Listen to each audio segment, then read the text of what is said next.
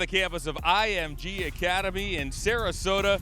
We welcome you to Cavs Training Camp Nightly, presented by KeyBank, as we get set for day number 3. Hey everyone, John Michael, Serena Winters. We are outside today on this lovely campus. It is a conditioning day to start. Day 3, we get to go on day 1. They got warmed up. Day 2, a lot more scrimmaging. Day 3, they're outside.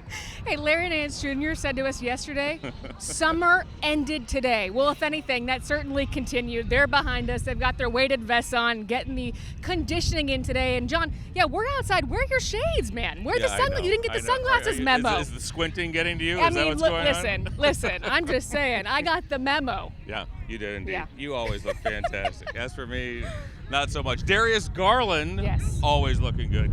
Straight ahead on this show, we're going to catch up with Darius, see how he's doing heading into this season. Can't wait to see what he has in store after another all-star campaign just last year. Yeah, you know, I talked to him before we headed out here to training camp, and he told me that one of his focuses this year is, look, he wants to be even better off the court, wants to dive into more film, take that part of his off-court training, so to speak, to another level. And look, fans, I think that when you see him talk to us today, you might notice a couple of things, because to me, he comes over and he's looking bigger. He looks like he's been in the gym. Noticeably bigger, noticeably stronger. Can't wait to get to him. So they're going to finish up out here, then we are going to head inside. When we come back, Darius Garland, that's straight ahead right here on Cavs Training Camp Nightly.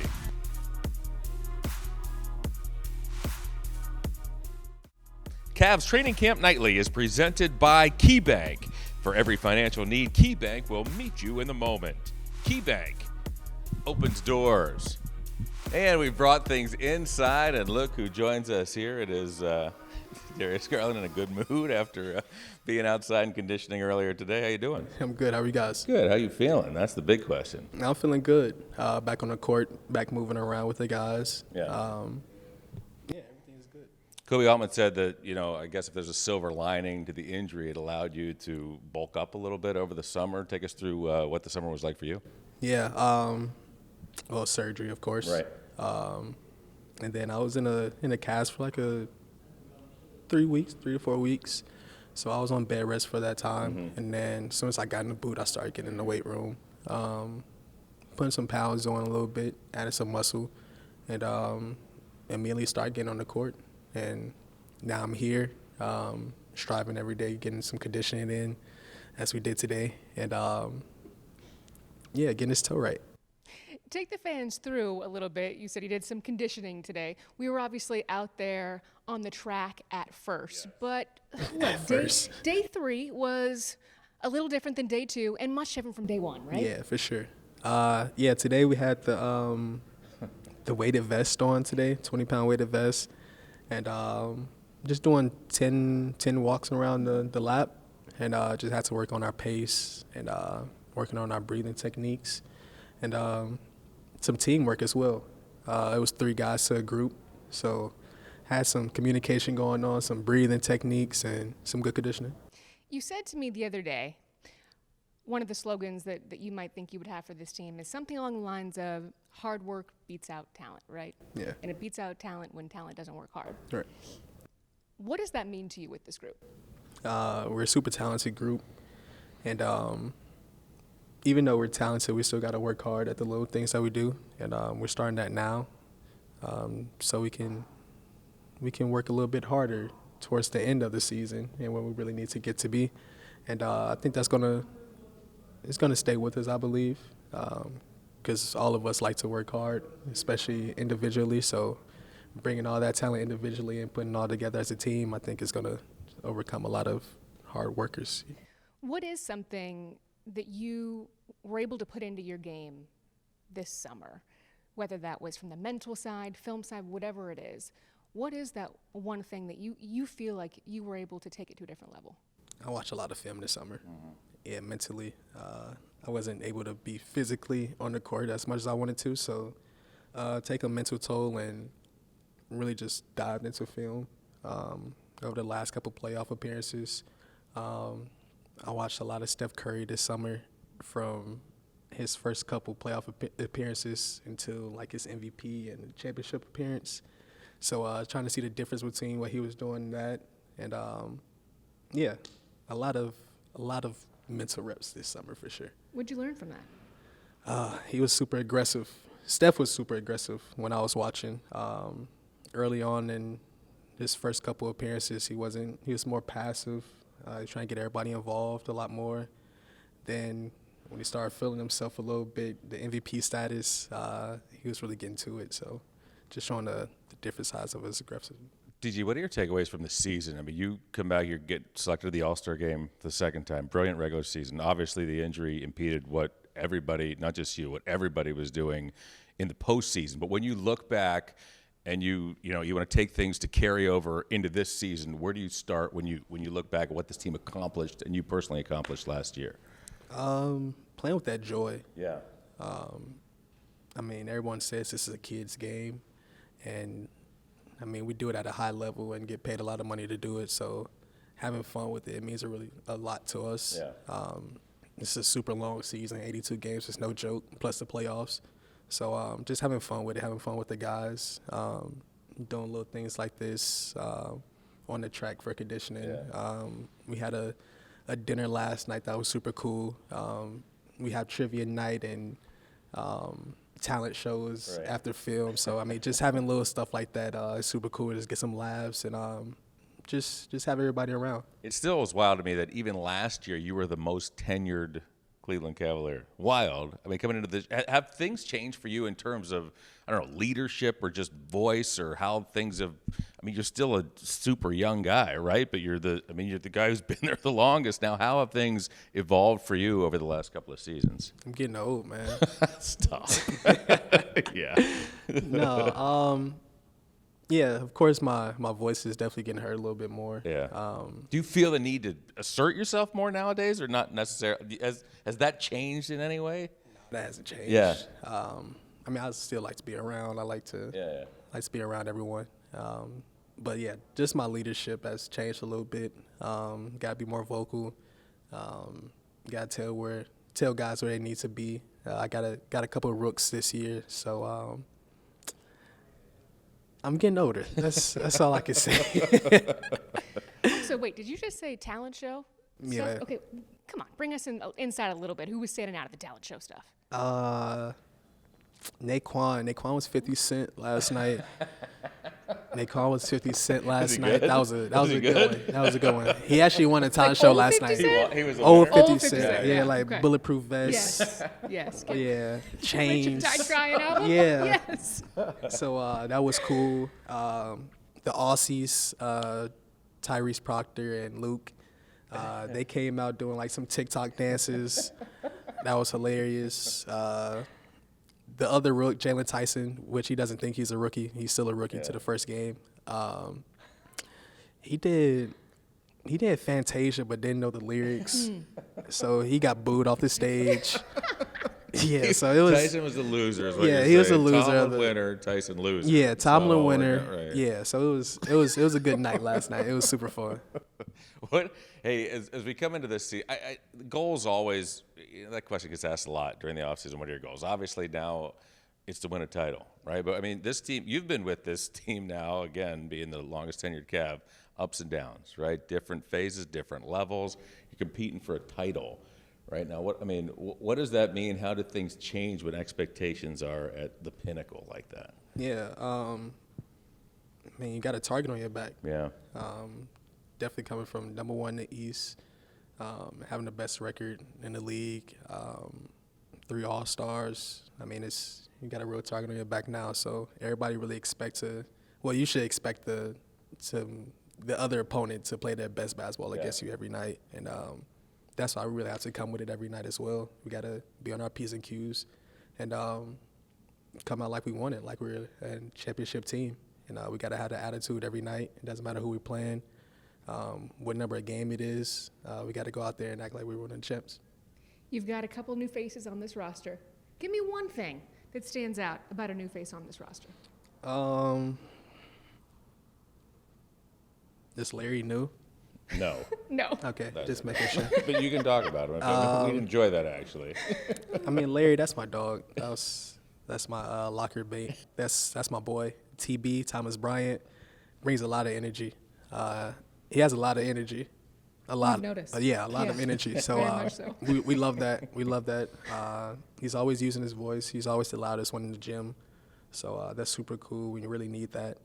Then Alonzo Ball, he's the quiet one, but he brings like a lot of energy to us. He's on the floor, just active everywhere, always getting some steals. He's a great passer.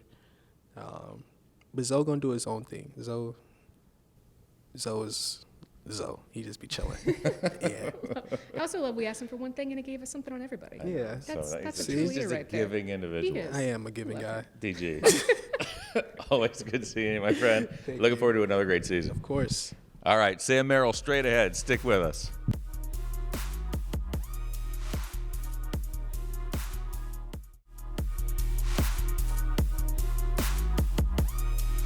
All right, and welcome back to Cavs Training Camp Nightly, and we are joined by a good friend, Sam Merrill. Sam, first things first, congratulations, my friend. Great offseason. Thank you. You have a great voice, don't you? Thanks. It's very kind of you. Got an announcer's voice. That's kind of what I do. Hey, Sam, off-season, you inked the new contract. I mean, great. Not that it surprises anyone around here, but so nice to be in the fray. And I mean, what does it mean to you? You know, great success story. You know, coming from where you came, fringe player, rotation player, and all of a sudden, nice new contract this summer, huh? Yeah, super exciting. This is where me and my family wanted to be. Yeah. We tried to make that clear, and just obviously very grateful for this organization, the belief they have in me, and I have belief in our team and what we can accomplish. And yeah, like you said, it's been a grind for sure, but I still feel like I have a lot left to prove. So the hunger, the desire to play well and be the best that I can and help this team win hasn't changed. Yeah, no question. Last season, 64 wins, right? That didn't go as far as we wanted in the postseason, but when you reflect back on what took place, what was your summer like? What are your thoughts coming into this season?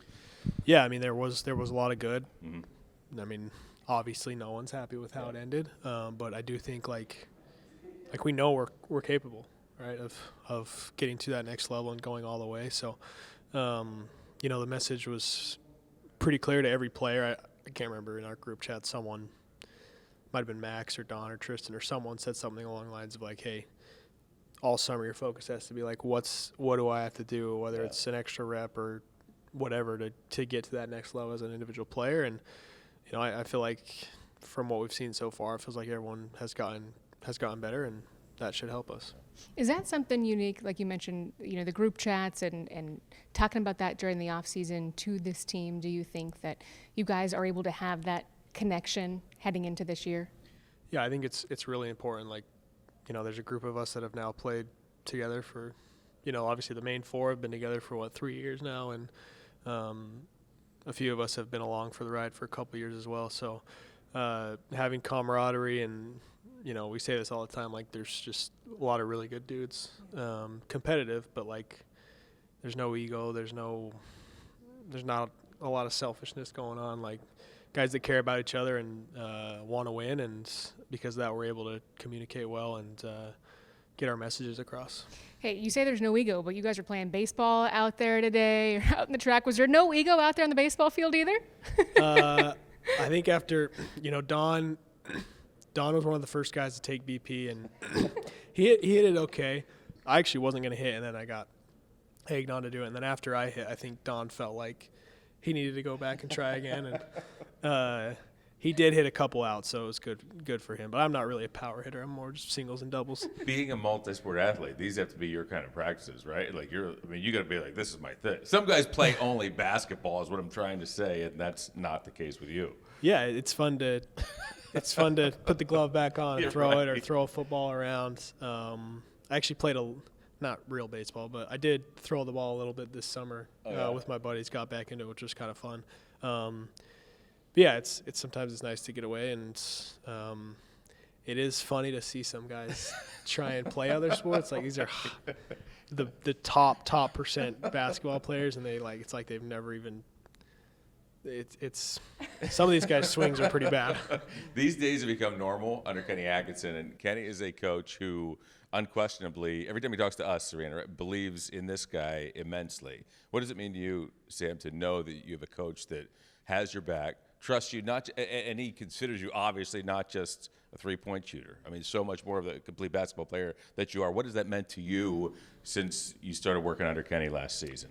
Yeah, it's great. It definitely gives me confidence, and he's pushed me to expand my game to what I know I'm capable of, but also like they're pushing me to be more of a leader vocally, and that's when you're a young guy and you're trying to fit in, and I feel like my best way was to just lead by being a pro, and I feel like I can do that, but I do think these guys trust my voice, and I feel like I'm able to see things and articulate them.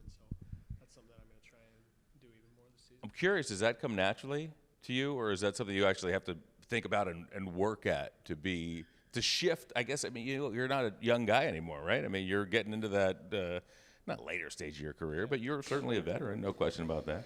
Yeah, just like anything, I think it's it was something that I clearly did in college. Like was my voice was the most important, and that's not going to be the case here. But when you're trying to fit in for a little bit, I do think you have to almost get back into it, and you got to be willing to say some things that in the past couple of years maybe I wasn't willing to say. But I do think it's something that I'm not uncomfortable doing.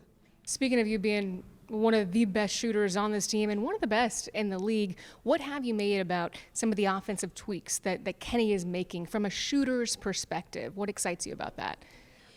Yeah, again, I just think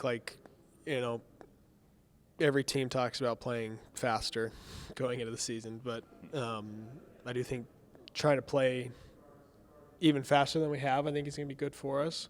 We have so many good playmakers, Donovan, DG, obviously.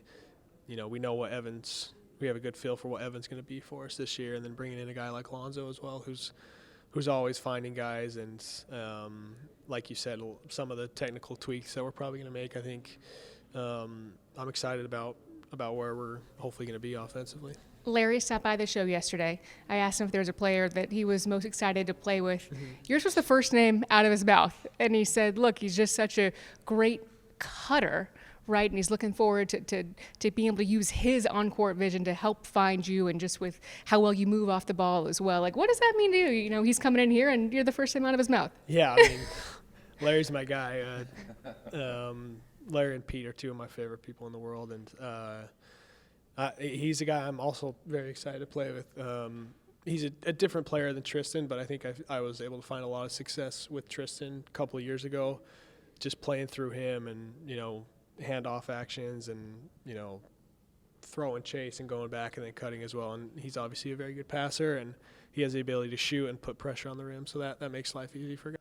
You mentioned Lonzo. I think we're going to get a good taste of Lonzo early, especially in the season. What's it been like playing with him? What are your first impressions? Yeah, he's been good. You know when he's on your team, keep your eyes up because the ball can come to you at any time, and he shot it well. He's just a good shooter at this point, and that's great. And excited to see what he can do on both ends of the floor for us. Hey, John talked about you being a multi-sport athlete. I know that you got in a lot of golf this summer. What was just a little bit of golf? What was your best golf round this summer, Sam? That's Tell a really the people. Good question. Brad, come on, let us know. So my very first round back in Utah, I was 3 under through 13. Oh. And I was on the green in 2 on a par 5 on 14. 3 putted for par, and then played the next 4 holes 4 over. So I shot 1 over. Okay. So that was sad. I did shoot 70 once. Nice. I've broken par 3 times, and it's been at the same course every time. Home course? It's your course? It's the course I grew up playing. It's not technically my home course anymore, but it is the course I grew up playing. And it's not, it's very gettable. It's not like there is trouble. You're allowed to you have to play well. We're giving you permission. Right. But, yeah, I'm searching for – I'm trying to break par at another course, and I was not able to do that, unfortunately, this summer. We're getting there, Serena, obviously. Hey, next year. Always good catching up. Congratulations again on the ink of the new deal, and looking forward to seeing you this season. Appreciate you guys. Thanks, Sam. All right, we'll be back to wrap things up right after this.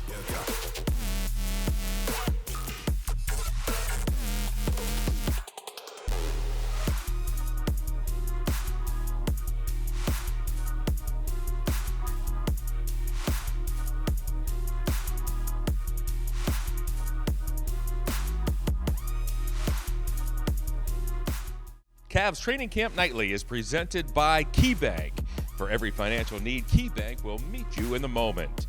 KeyBank opens doors.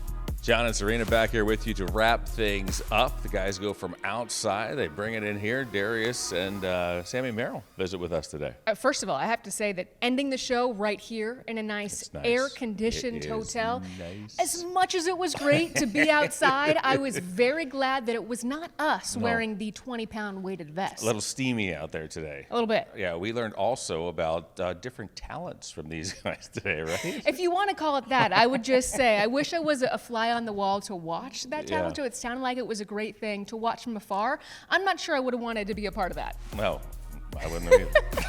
Hey, same time, same place. More of this tomorrow. For Serena, I'm John. So long.